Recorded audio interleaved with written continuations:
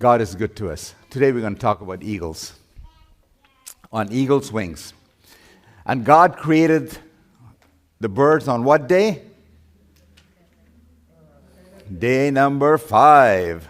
Okay, all the flying things and everything was, look what it says here, on the winged fowl after its kind, and God saw that everything was good. And the evening and the morning were the 5th day, Genesis 1:20. We look at this Ruppel's griffin vulture. That thing flies up to 37,000 feet. You know, your planes go only up to about 35. And if there's a turbulence, you go up another 5, or if there's turbulence going down, you go down another. Those of us that have done international traveling, we know all about turbulence, right? And it goes up 5, goes up down. It just, look at this, the wingspan of this 8 feet, and his speed is 22 miles per hour. And what is interesting about this creature is this. He's got a special kind of hemoglobin. The blood particles are so compact that at that great height, God has created this creature where the blood can actually be in its own container, as it were. It's amazing what God does. Look at the next one. Eurasian crane, you heard about this one before, right? This is the guy that flies over the Himalayas. God created all these things. Speed is only 35 miles per hour, but the special thing is that they fly over the Himalayas. These are the only Eurasian creatures, these cranes that fly over this tallest peak in the world, Mount Everest. Look at the peregrine falcon. Can you imagine? 245 miles per hour? This guy can fly. This guy, look at this. Special structure, the eyes and the nose. Well, the thing is, he's got these special, what do they call them? Special shields. And they come and they cover his eyes. So at that speed, even if a little part of dust gets in, his eye is going to blow out. God is just so good, is he not? I mean, look at this little guy, bee hummingbird. Seriously, 2 grams, 2 inches. This big. That's it, 2 inches. He flies around looking for things. God created. And you know what's neat about this guy? He sleeps upside down. And it takes him an hour to wake up. Sort of like me in the morning, right? But I'm not 2 inches. And of course, largest flying bird, the peacock, most gorgeous, beautiful creature. But you know, you can go on and on, the Arctic tern. This guy is insane. Every year he travels 56,000 miles. He lives for 30 years. 30 times 56 is 1 point some million miles. That would be 3 times in his lifespan, back and forth to the moon. Who creates these things? You know, the Bible also is full of animals, right? Sin offering for the poor. You brought the Noah. Noah is known as the dove, the turtle dove. Here it is. The pigeon, burnt offering for the poor. And then you also brought in Elijah was fed by ravens, right? You know, incidentally, I've seen so many ravens just recently. And every time I see a raven, I'm like, God, you're trying to tell me something. I'll take care of you. Forget this COVID business, man. I mean, let it go. Like one of my friends called up, he was writing to me, and he's, I'm all concerned about India and about all these people dying left, right, and sideways. He's in South India. He texts me, he says, Sam, so he's not a Seventh-day Adventist. He says, so what if we die? But he's a Christian. We will be with the Lord. I mean, that faith? Come on, I mean, we're just so worried about this. No, don't worry about it. Do your own thing. Do what is good for you. And God will take care of you. I get on these sites and this and that, the other, and you have to eat this, you have to eat that. Wait a minute, guys, come on. Is God in control, or are you trying to control God? Focus on your relationship with God, not on the food like me. Got pleasantly plump over this nonsense. I got to lose some weight. And my jackets are getting tight. The rooster, right? The bird, the rooster. Here you have, tradition has it that every time a rooster crowed, Peter would sob uncontrollably. Every time. That guilt haunted him to to his death day.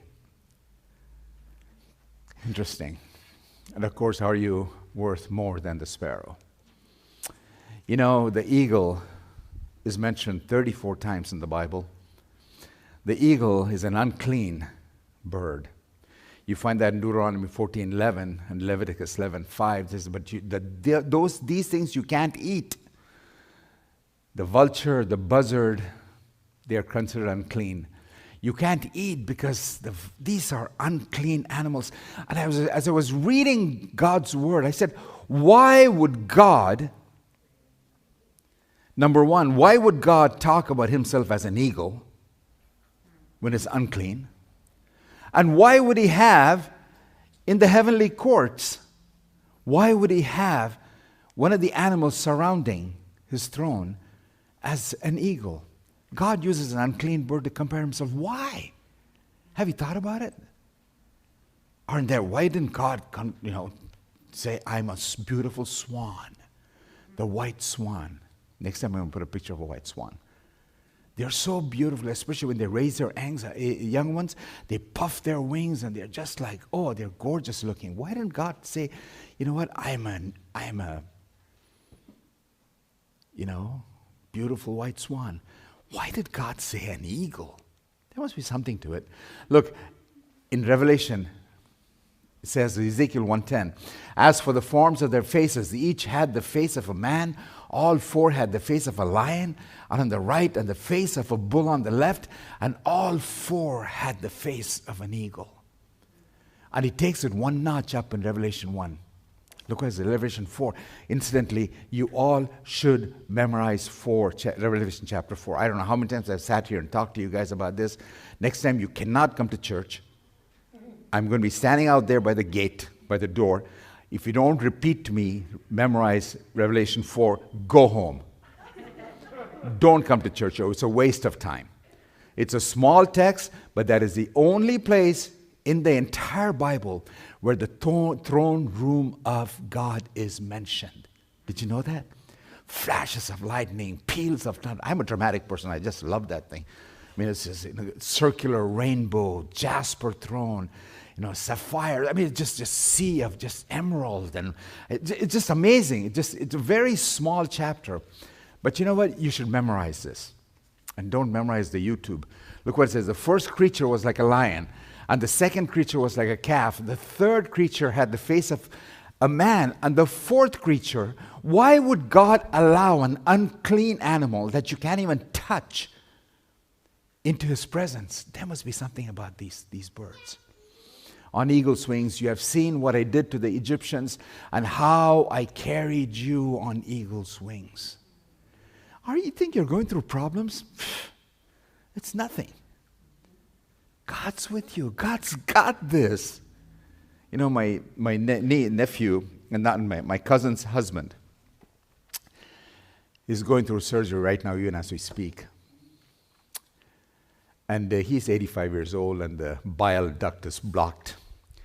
And so they took him to Loma Linda, and Loma Linda said, we can't do anything for him. You're going to put him on hospice, let him go home and die. His wife said, no, I'm going to take him to the best hospital there is, which is Cedars-Sinai in UCLA. They went over there yesterday, and the guy looked at it and he said, no, he's too young to die. We're going to operate on him. And so they're going to do that in about half an hour. And I was talking to him yesterday, and he said, Sam, what is life? He's a Seventh-day Adventist. He said, you know what? God's got this. God's in control. And we've been texting back and forth even as I was sitting out there. And I told her I'd pray for her every hour on the hour. And it's just that, when we forget the past, things don't add up. Things don't add up. I was talking to my favorite guy. He's a Mexican guy. I find him in the donut shop that I'm not supposed to go to on Sabbath mornings. But it's a decaf. It's just a habit. I go over there, and he was telling me, he says, this whole thing, this pandemic, this Republican, Democrat, all this stuff. I came to this country 34 years ago. I crossed the border. I came over here. I got settled. I pay my taxes. And he told me something? I never knew the guy was religious. He said, God has been faithful to me all these years. Why should I not trust him now? Amen. I bore you on eagle's wings. Ellen White says this. She says, you know what we need to do? Look at the past. Okay? Look at the past, how God has led you. You forget the past, you have no reason to be living in the present. You don't. You have a past. Look at the past. I got friends. I have a girl who first came to this country. Her father, and they're fruit pickers. They crossed the border illegally. And she was my assistant for many years, and she couldn't even speak a word of English, but she was a great girl. I mean, she knew how to do dentistry, how to treat patients. And so I talked to her. It's about 30 years ago. I talked to her, and I said, you know what? Maybe you should be a dentist. She said, are you kidding me? I don't even know how to write English. So my wife and I took her in. And to make a long story short, she graduated magna cum laude from UCSF, one of the top dental schools in the country. So there's hope. There's hope. And today, this last week,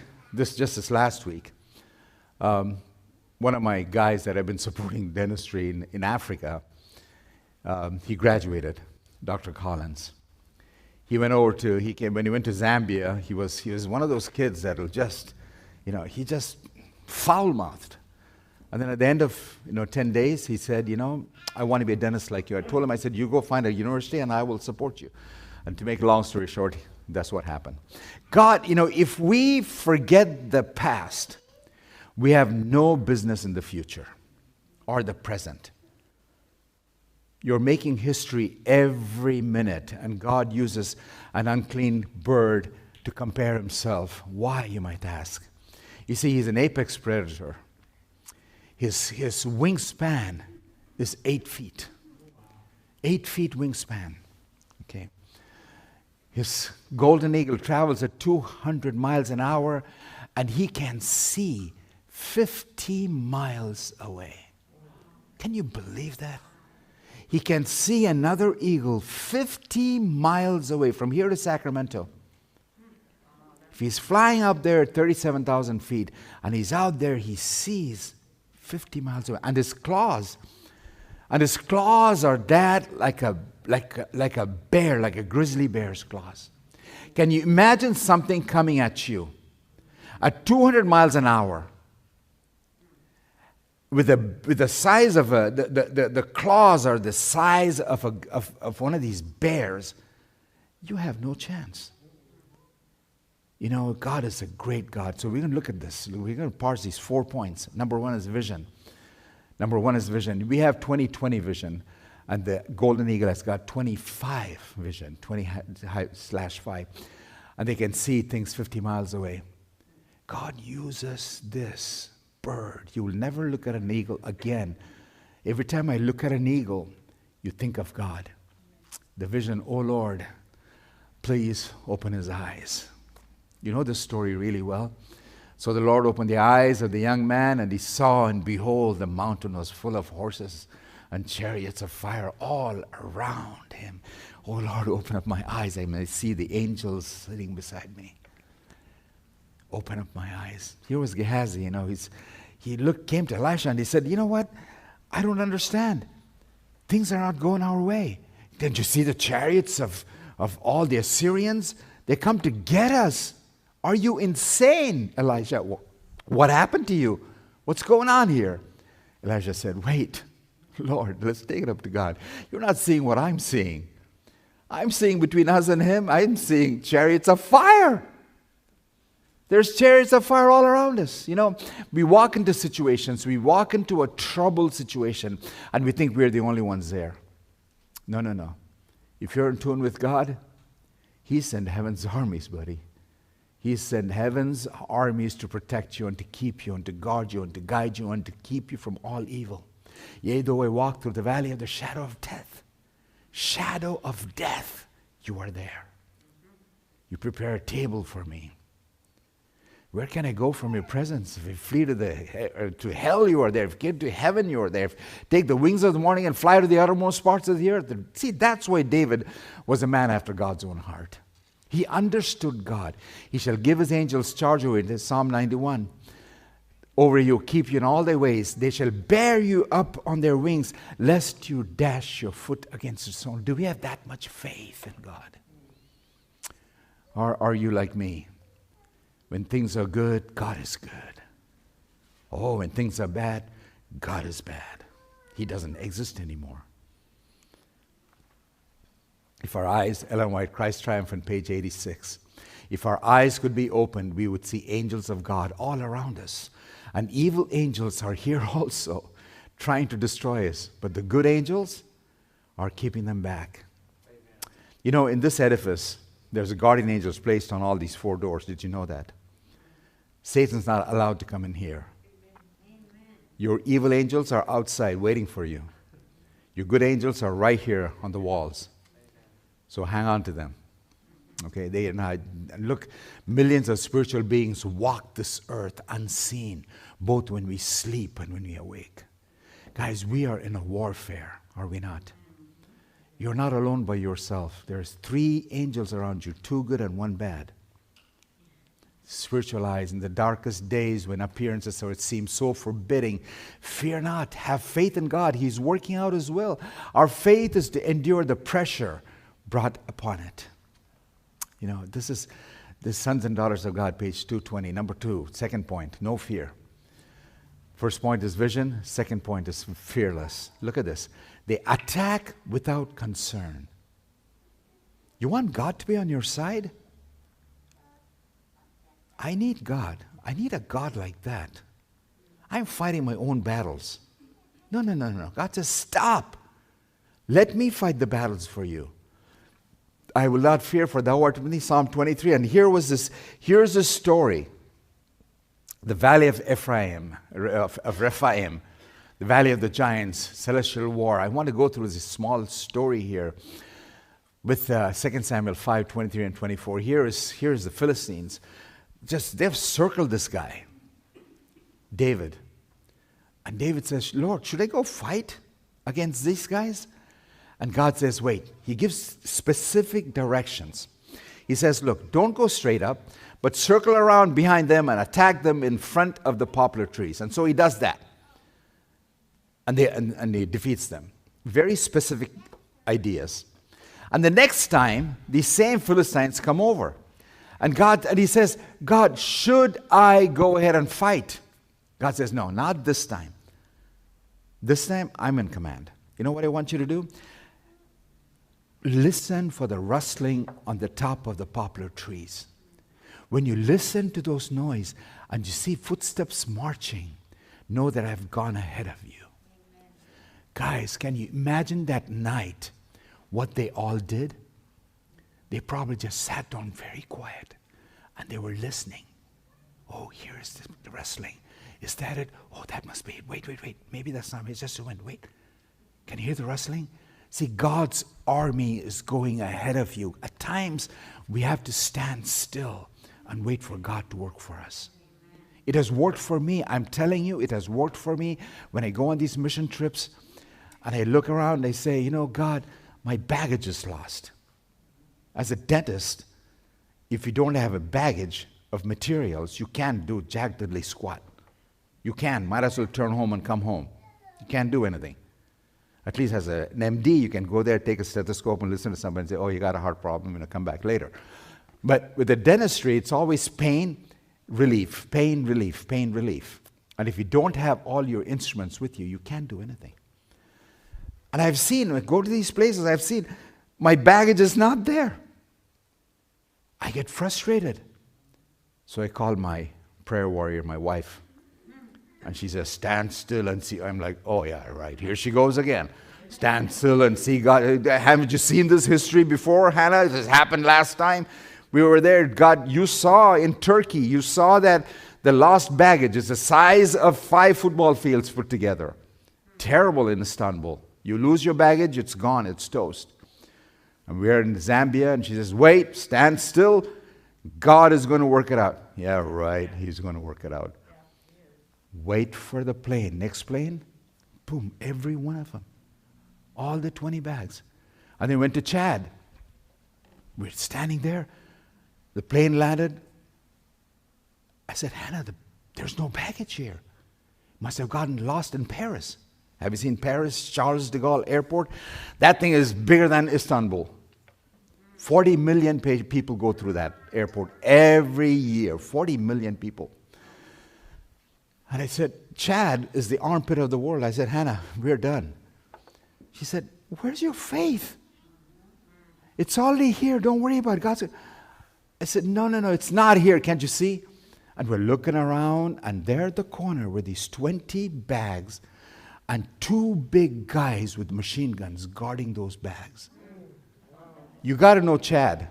Okay, Chad, anything free, people take it. It's gone. It's the armpit of Africa. Everybody knows it. And I take off my hat to people that go to Chad to live there. James Appel is one of them, so does, there are other doctors there. Well, anyway, and so we go over there, and here's the bag. You see, when we start to fight our own battles, it's not going to work. God's out there. God says, you know what, I'll take care of you. And so he listens, and he sees, and he hears, and he says, you know what, God has already got this. And look what Ellen White says here. In a manuscript, unpublished manuscript, she says this: as the sealed of God, we are Christ's purchased possession, and no one shall pluck us out of his hands.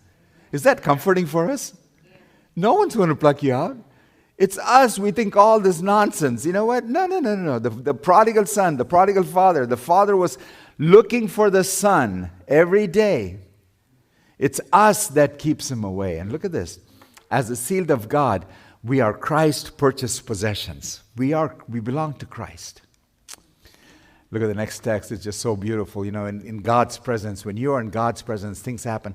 Look at COVID cases, okay? Let's just really quick, like 148 million cases affected, 65 million recovered, and 3 million deaths so far, just in COVID-19. If you think that is bad in the U.S., in the world, come to India. It's reached a spike. It's reached a spike, and the spike's still continuing. 357,000 cases every day. It's terrible. And they're running out of, the Hindus believe in, I was just talking to my friend from in Varanasi, northern part of India. He was on a call with him just recently, Seventh-day Adventist guy. He said, there's no firewood to cremate the bodies. I said, really? There's no firewood. The volume is so big that they're taking the dead bodies and throwing them into the Ganges River. And that's a no-no. They can't pollute the waters.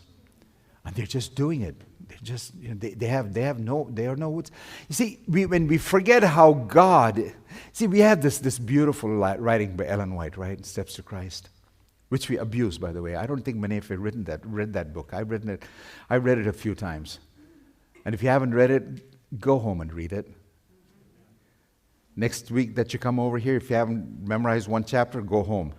Okay, I'm going to be right there, and he's going to be monitoring this door for Revelation 4. Keep your wants, your joys, your sorrows, your cares, and your fears before God. You cannot burden him. You cannot weary him. He who numbers the hairs on your head is not indifferent to the wants of his children. Is that a comforting thought? Steps to Christ 100, page 100. I just love that chapter. It's a small book. I have to tell you about Steps to Christ. You know, when I was in the seminary, Evangelica was coming along, and Desmond Ford was coming along, and lots of people are leaving the church, and, you know, Ellen White's not a prophet, this and that, the other. And so a group of us got together and said, well, we're going to look into the unpublished works of Ellen White, and we're going to just rip her apart, because, you know, this woman's too much. And so we read, we couldn't find anything, and so I went to Sakai Kubo, one of my professors, and I said, do you believe in Ellen White? And he said, you know, reached into his pocket, gave me Steps to Christ. Read Steps to Christ. Finish it in 5 days. I know you have a lot of things to read. Finish in 5 days. Let's have a talk after that. I finished Ellen White's Steps to Christ. That changed my life. Amen. I'm thankful for her ministry. Yes. She's a prophetess of God. And if you have doubts about her, I suggest that you read Steps to Christ and come and talk to me. Point number 3, soaring. No pigeons, please. Focus on heights. This thing can go, a normal flying creature, normal flying eagle can go up to 10,000 feet. But the guys that fly up to 37,000 feet. See, a farmer got one day, he was, and you know, probably have heard this story. The farmer went to, he was a hiker, he was hiking around, and he came on this nest, and he found these 2 eggs, and he got these 2 eggs, and he said, you know, there's no birds around, so I don't know what this is. And so he had a brooding hen down the farm, and so he went there and he tried to put the egg underneath this chicken, this hen. One didn't hatch, the second one hatched, and out of that came an eagle. The eagle imprinted after the mother hen. And so he thought he was a chicken. He ate like a chicken. He tried to cluck like a chicken. He tried to scratch the thing like a chicken. He thought he was a chicken. He was meant for the heights. He thought he was a chicken. We are all like that. It's a funny story. It's a real story. But we are like that, aren't we? We're meant to fly with God. What are we doing? Scratching the dirt around us. We gossip, we proud people. We talk about with the church, we talk about this guy, we talk about masks, we talk about vaccination, we talked about COVID-19. Come on, talk about Jesus, all right. If you're going to get COVID-19, you're going to get it. You're going to get it. Vaccine or no vaccine, you're going to get it. That doesn't mean you got to stand in front of a truck and say God's going to protect him. That's no bueno. That's no good. But you're going to get it. Spend your time on your knees with God, not on, food. I become an amazing cook, my wife says. Put things together like it's nobody's business. COVID has taught me that. Maybe I should spend more time with God. Maybe I should spend more time with God on my knees in prayer and leave the rest to Him. Leave the rest to God and say, hey, you know what? If I die, I die. The Esther story. If I perish, I perish. That's fine. See, Satan tries to make us all into a chicken. God says, no, wait. You're meant for the heights, my friend. You are an eagle. You're meant to be in my presence in Revelation chapter 4. Still acting like a chicken. What's wrong with you? See, Abraham, citizenship was in heaven, from which we also eagerly wait for the Savior, the Lord Jesus Christ. You see, Abraham was a man who looked by faith for a city whose builder and maker is God. We throw this text around like it's nobody's business, but the guy was 75 years old when God called him. Come on, out of retirement. He's wealthy. He's a merchant. He's doing good. He's got this, man. I tell you, he's got millions of dollars in his stock holdings, and God says, pull them all out, sell your belongings, sell your home. I'm going to show. I said, God, you're crazy. I've been faithful to you all these years. You want me to leave my home, my family, and get on a camel and travel to a place where... But you know what? He follows God, does he not? He was not a chicken. He was an eagle. He was an eagle. Bird of the broad and sweeping wing. I love this by James Gates Percival. Thy home is high in heaven, where the wide storms their banners fling, and the tempest clouds are driven. Thy throne is on the mountain top. Thy fields the boundless air, and hoary peaks that proudly prop the skies thy dwelling are. I love this. Yet we scratch the dirt, and we like to be in the dirt. God help us. Point number 4, last point, nurturing.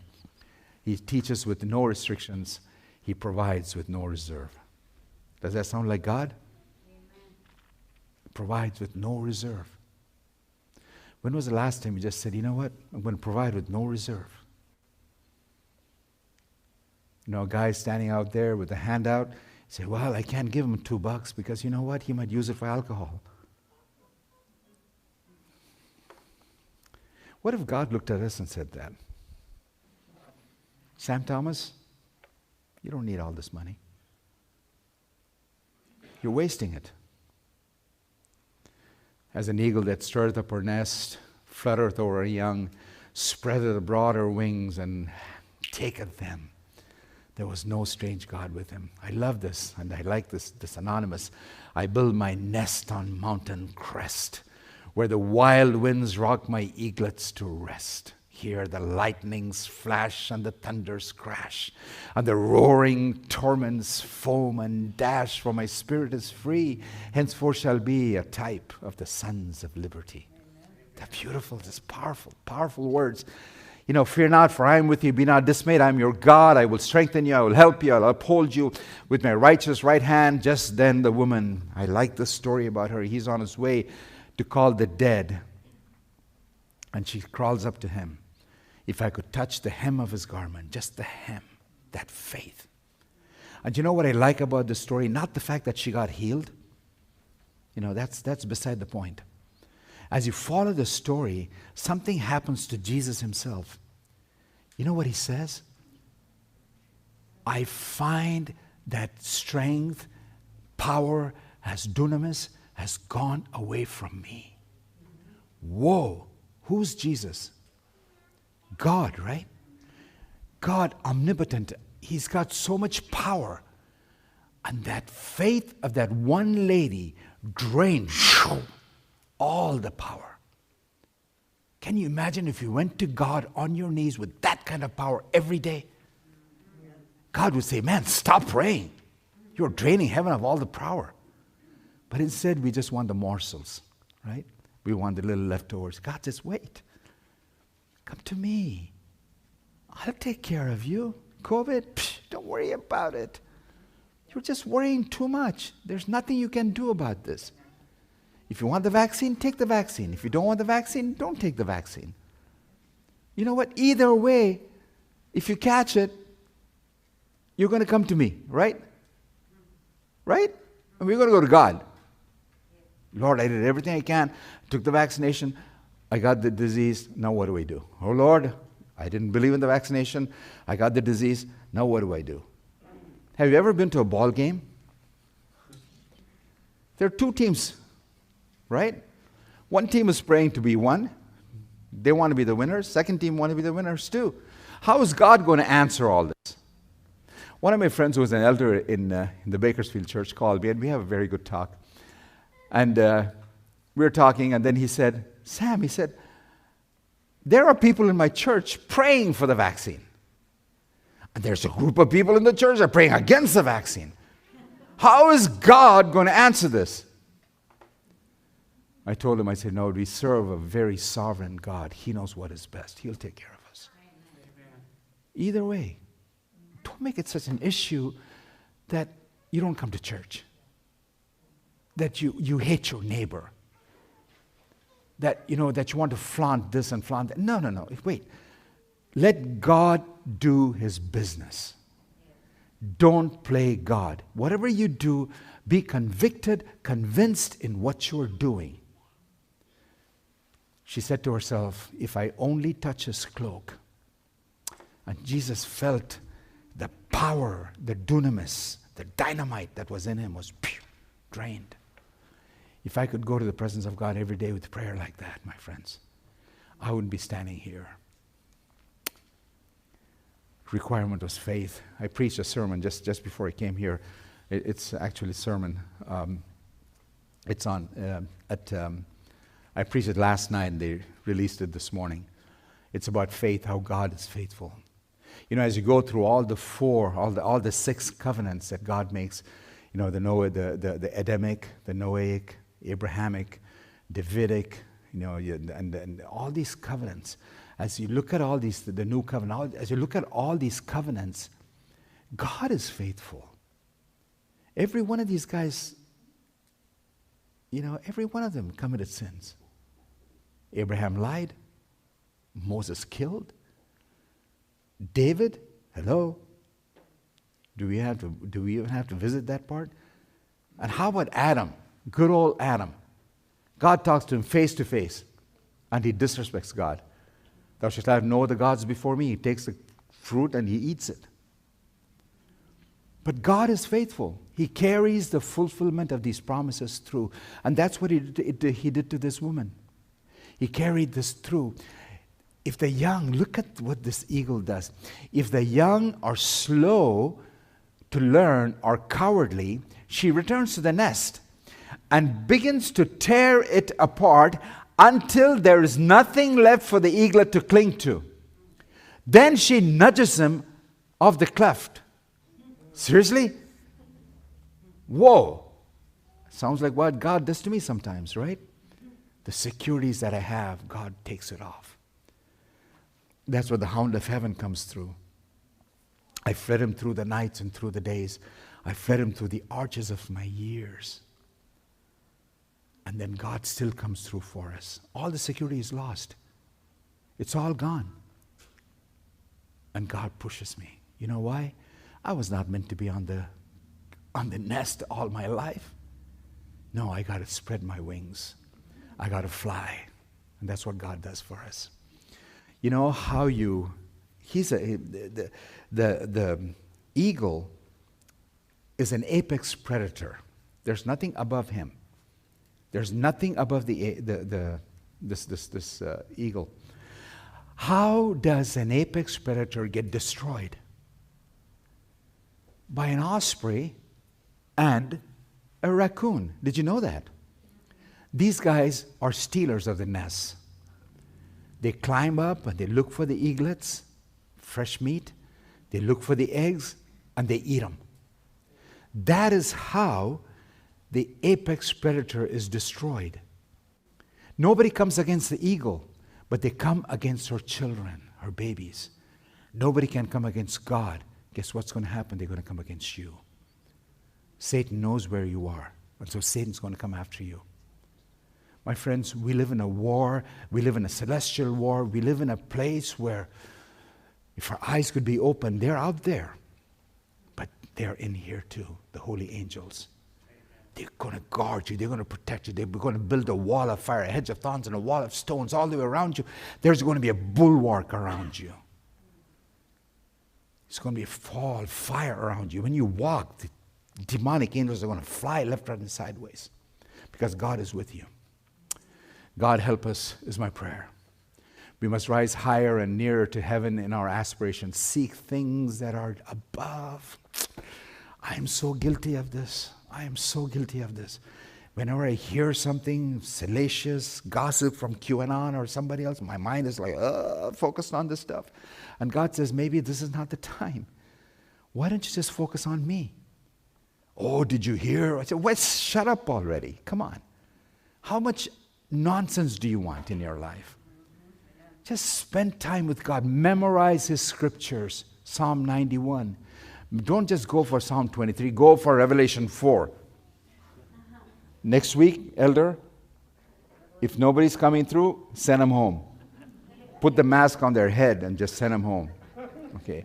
There's a new rule in town. I'm telling you, if I were a church pastor in this place, I would do this. I really would. Once I told my Sabbath school, if you guys don't memorize Revelation 4, don't come to Sabbath school next week. Guess what they did? They all memorized it. They're geriatrics, 80-year-old people. I said, okay, Nancy, what is it? Tell me, Revelation 4. She stood up, and I saw heavens open. And I'm like, whoa, we're going to pass out. Just sit down and tell it to me.